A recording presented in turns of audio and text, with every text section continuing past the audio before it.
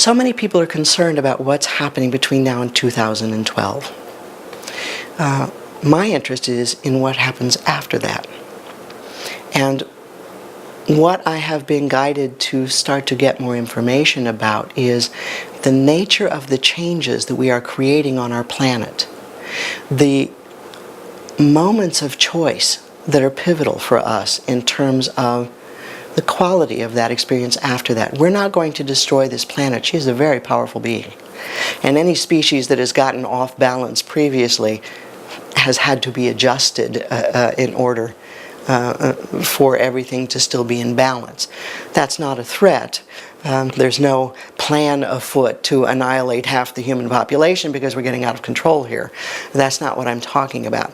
What I am talking about is that there are some earth changes that are occurring, not only geographically, but politically, theologically, medically, in virtually every area of life, astronomy, physics. There are changes that are beginning to happen. And we are a part of that. We're invited to be a part of that. Whether we participate consciously or not, we are a part of it. We're going to be affected by it, but we are not victims of it. There is intention afoot, and we can affect some of the outcomes because we are a part of that, and we are a significant part of that. So how the quality of life we experience on this planet, we have a great deal to say. Our resources, other species, we have a lot of influence over that. We don't have ultimate power of life and death over this planet because she is a sovereign being and you cannot choose for another being. But it behooves us to pay attention because there are some things we are in danger of losing that we will not get back in this life cycle. So getting more conscious about that, and even to take it a little differently, rather than saying you better do this or else, which is often how we get ourselves to do things. We scare the bejesus out of ourselves. The consciousness shift that's happening now is a lot about joy in this awareness. Here are some opportunities for you. Here's some of what awaits you, in interrelationship, in the kind of things you can do with this planet, in the kind of discoveries that can affect your health and your psychological well-being and your relationships and your experience of joy, and even your experience and healing from pain. All of which we have a great deal of say about, and now is the time to be saying that. So this time is inviting us to seriously look at our priorities and what it is that we want to experience on this planet. Excuse me.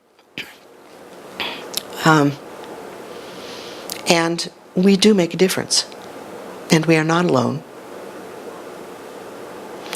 and we don't have to be in so much pain. There's a great deal of love for us. All of this is intended to ultimately be for our benefit. Not necessarily just because we're such wondrous creatures, though we are, but because we're part of a larger whole. And it behooves the larger whole to keep itself in balance. So that which is for our well-being is also for the well-being of all around us. That's the way it works. Love is always mutual. What is beneficial and loving for one is automatically beneficial and loving for another. We're not talking about necessarily comfortable. If one is in resistance, the idea of a particular change may be very frightening. And you can't see past the fear always when you're in that state. But if we are given an opportunity, through one way or another, that experience that we will have can be utilized for our benefit, and ultimately will be utilized for our benefit, because that's the way it works. It's just the way it works. If I want blood flow to get to my little toe, I don't need to cut off my little finger in order to provide more flow. If I want the well-being for my little toe, it behooves me to take good care of my body overall. We are beginning to learn about whole systems. That has a lot to do with the consciousness that's rising right now. We live on a dualistic planet. We have been very much, for lack of better terms, in the masculine part of it. It's not a good or a bad, but if you live on a planet of dualism, if you're too much on one side, you're out of balance. And so what happens is we get caught up in form and structure. What does it look like? What should I be doing? Let's climb it because it's there. Let's build it because we can. Numbers. How much can I make?